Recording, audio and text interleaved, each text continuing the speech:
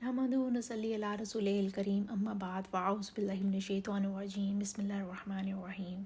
رب اشرح لی صدری ویسر لی امری واحلل عقدۃ من لسانی یفقہوا قولی۔ میری آج کی ویڈیو کا عنوان ہے لا الہ الا اللہ محمد رسول اللہ۔ اس کا کیا مطلب ہے؟ ہم نے بہت دفعہ سنا ہے پاکستان کا مطلب کیا، لا الہ الا اللہ، لیکن کبھی یہ نہیں سوچا کہ لا الہ الا اللہ کا کیا مطلب ہے، کا مطلب کیا، اس کے آگے ہمیں کیا جواب آئے گا۔ اصل میں جو پچھلی آڈیو میں ہم نے بات کی تھی تزکیہ نفس کی، کہ تزکیہ نفس کرتے رہنا چاہیے، اور جو تزکیہ نفس کرتے رہتے ہیں ان کو کلمہ طیبہ کا صحیح معنوں میں صحیح مفہوم سمجھ میں آ جاتا ہے۔ ایسا انسان جو اپنا تزکیہ نفس کرتا رہتا ہے، اس کی عادات اور مزاج میں کچھ مثبت تبدیلیاں آ جاتی ہیں جو کہ اصل میں لا الہ الا اللہ کا مطلب ہوتی ہیں۔ ایسے انسان کا دل غیر اللہ سے بے رغبتی اختیار کر لیتا ہے، نہ وہ غیر اللہ سے مغلوب ہوتا ہے اور نہ ہی مرعوب ہوتا ہے، یعنی کہ نہ ہی غیر اللہ سے ڈرتا ہے اور نہ ہی غیر اللہ سے بہت زیادہ انسپائر ہو جاتا ہے کہ اسی کا خیال، اسی کی سوچ اس کے دل میں رہے۔ غیر اللہ کچھ بھی ہو سکتا ہے، کوئی آپ کا رشتہ بھی ہو سکتا ہے، کوئی آپ کا آپ کی جاب، آپ کی کوئی سیٹ، آپ کا کوئی مزاج، آپ کی کوئی خواہش، آپ کی کوئی بھی چیز غیر اللہ ہو سکتی ہے، پیسہ، خواہشات، کوئی رسم و رواج، کوئی چیز جو آپ کو اللہ کے احکامات سے دوسری طرف لے کے جائے وہ غیر اللہ ہوتی ہے۔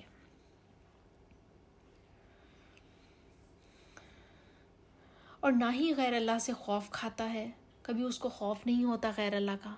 ڈرتا نہیں ہے وہ کہ اگر یہ کام اس نے نہ کیا تو کیا ہوگا، دنیا کیا کہے گی، اس کے دل میں یہ چیزیں نہیں آتی۔ اور نہ ہی غیر اللہ سے وہ کبھی وہ امید رکھتا ہے، کوئی لمبی لمبی امیدیں، کوئی ایکسپیکٹیشنز کہ فلاں بندہ ہمارا یہ کر دے گا، فلاں رشتہ ہمارا اس طرح خیال رکھے گا، فلاں رشتہ ہماری سپورٹ ہے، یا پیسے کی وجہ سے ہمیں سپورٹ ملے گی۔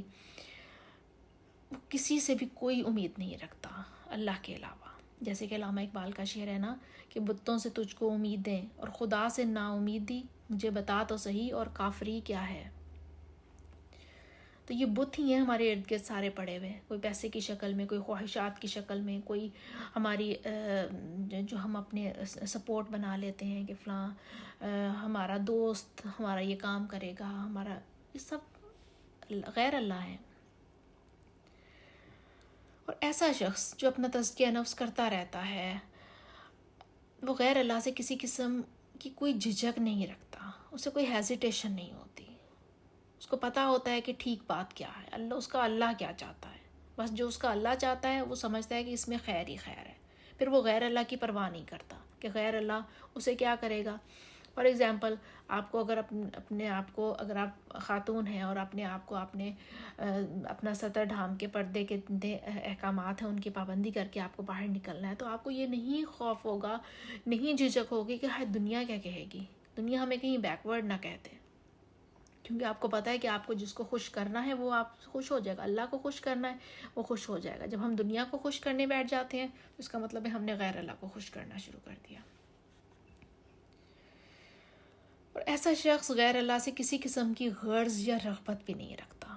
کوئی اس کو اٹیچمنٹ نہیں ہوتی، کوئی اس کو نہیں ہوتی ایکسپیکٹیشنز یا غرض نہیں ہوتی کہ میرا فلاں بندہ میرے اس کام آ جائے گا، میں یہ کر دوں گا تو وہ میری اس طرح سے سپورٹ کرے گا۔ اور نہ ہی وہ غیر اللہ پر اعتماد کرتا ہے، کبھی ٹرسٹ نہیں کرتا، اس کا ٹرسٹ اتنا زیادہ نبی پاک صلی اللہ علیہ وآلہ وسلم کی سنت پر ہوتا ہے، ان کے طریقہ زندگی پر ہوتا ہے، قرآن پر ہوتا ہے، کہ وہ کہتا ہے کہ اگر میں اس کے مطابق زندگی گزاروں گا تو میں کبھی ناکام نہیں ہو سکتا۔ دنیا بے شک اس کا مذاق اڑائے لیکن وہ کہتا ہے کہ میں ناکام نہیں ہو سکتا، اتنا اس کو اعتماد ہوتا ہے کہ دنیا پر وہ غیر اللہ پہ اعتماد نہیں کرتا۔ وہ اپنی یاد اور افکار اور خیالات اور حواس خمسہ اور جوارح خمسہ کو اللہ اور اللہ کے رسول صلی اللہ علیہ وآلہ وسلم کے احکامات کے تابع بنا کر ان کی نگہداشت کرتا ہے۔ کس طرح سے تابع بنا کر؟ کان سے وہی کام لیتا ہے جو کہ اللہ اور اس کے رسول نے کہے، وہی آواز سنتا ہے جو کہ نبی پاک صلی اللہ علیہ وآلہ وسلم نے اور اللہ نے سننے کو کہا ہے۔ وہ غلط قسم کی باتیں نہیں سنتا، تجسس میں نہیں پڑتا کہ فلاں کی کیا بات ہے، فلاں کیا کر رہا ہے، تجسس میں نہیں پڑتا، اپنے فوکسڈ رہتا ہے اپنے کام میں، اپنی آنکھ کی نگہداشت کرتا ہے، آنکھوں سے غلط چیز نہیں دیکھتا، نہ ہی آنکھوں سے کوئی غلط کام لیتا ہے، زبان سے صحیح کام کرتا ہے، زبان کی نگہداشت کرتا ہے، کوئی غلط لفظ نہیں بولتا، وہ جو اللہ اور اللہ کے رسول کے احکامات کے منافی ہو وہ لفظ اپنی زبان سے نہیں نکالتا، ہاتھ کی نگہداشت کرتا ہے، ہاتھ سے کوئی ایسا کام نہیں کرتا جو کہ اللہ اور اللہ کے رسول صلی اللہ علیہ وآلہ وسلم کے احکامات کے منافی ہو۔ ایسے شخص کو اللہ کے اسباب اور مافوق الاسباب ذرائع سے اللہ کی گرفت اور سزا کا ڈر رہتا ہے۔ اس کو یہ بھی پتہ ہے کہ وہ اللہ کے احکامات کی پابندی کرے گا تو اسے معرفت الہی ملے گی، لیکن ساتھ ساتھ اسے یہ بھی پتہ ہوتا ہے کہ کہیں کوئی اللہ اور اللہ کے رسول صلی اللہ علیہ وآلہ وسلم کے احکامات کے منافی کام ہو گیا تو پھر اللہ کی سزا بھی بہت سخت ہے، اللہ کی گرفت آ گئی تو اس سے بھی کوئی نہیں چھوٹ سکتا۔ قیامت کا مضبوط اور پختہ یقین اس کو اللہ کے سامنے اس کے ہر عمل کی جواب دہی کا احساس دلائے رکھتا ہے۔ اسے پتہ ہوتا ہے کہ یہ دنیا چھوٹی سی زندگی ہے، ختم ہو جانی ہے، اب میں ایک روز اللہ کے حضور پیش ہونا اور اپنے سب اعمال کا جواب دینا ہے، تو یہی خوف اس کو اللہ سے جوڑے رکھتا ہے۔ یہ اللہ کی عظمت کا احساس، شعوری کیفیت، ذکر الہی، خوف اور تقوی اس کے اندر قوت برداشت اور صبر اور شکر کے جذبات پیدا کرتے رہتے ہیں۔ انسان ہونے کے ناطے اسے غصہ آ بھی جائے تو وہ خاموشی اختیار کر لیتا ہے اور عفو و درگزر اور خیر خواہی سے کام لیتا ہے۔ اللہ کے احکامات کی کمال اطاعت اور اللہ کے ذات سے کمال محبت اسے معرفت الہی کا شرف نصیب کرتی ہے۔ تھوڑی سی مشکل بات ہے، اس کو میں ریپیٹ کرتی ہوں۔ اللہ کے احکامات کی کمال اطاعت، ایکسٹریم اطاعت، سبمیشن، اللہ کے احکامات آ گئے، ساری دنیا ایک طرف، اللہ کا حکم ایک طرف،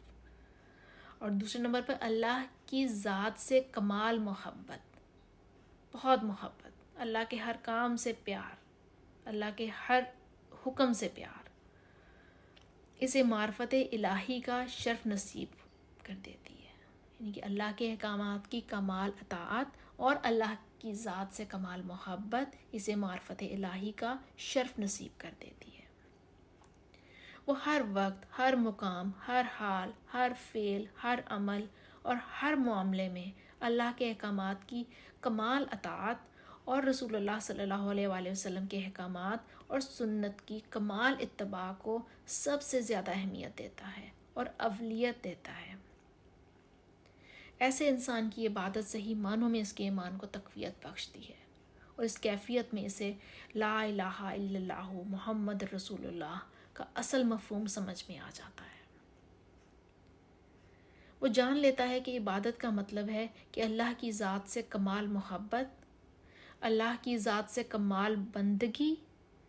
اور العاجزی اور اللہ کی ذات سے کمال خوف۔ یا دوسرے لفظوں میں اسے اس بات کا یقین ہو جاتا ہے کہ اصل عبادت اللہ سے انتہائی محبت کرنا ہے اور اللہ کے سامنے انتہائی عاجزی کرنا ہے اور اللہ تعالیٰ کے احکامات کو انتہائی اطاعت کے ساتھ اللہ تعالیٰ کے احکامات کو ماننا ہے، اور پھر وہ اللہ کے ساتھ اس انتہائی محبت میں اللہ کو راضی کرنے کے لیے اللہ کا ہر حکم مانتا ہے اور ہر طرح کے حالات میں خوش رہتا ہے اور اللہ کا شکر گزار بندہ بن کر اللہ کی رحمتیں اور برکتیں سمیٹتا ہوا اللہ کی جنت کا امیدوار بن جاتا ہے۔ اللہ ہم سب کو اللہ کی برکتیں، رحمتیں اور بھلائیاں سمیٹتے ہوئے شکر کے راستے جنت میں جانے کی توفیق عطا فرمائے۔ اللہ ہمیں بہت آسانیاں دے اور آسانیاں تقسیم کرنے کا شرف عطا فرمائے۔ آمین یا رب العالمین۔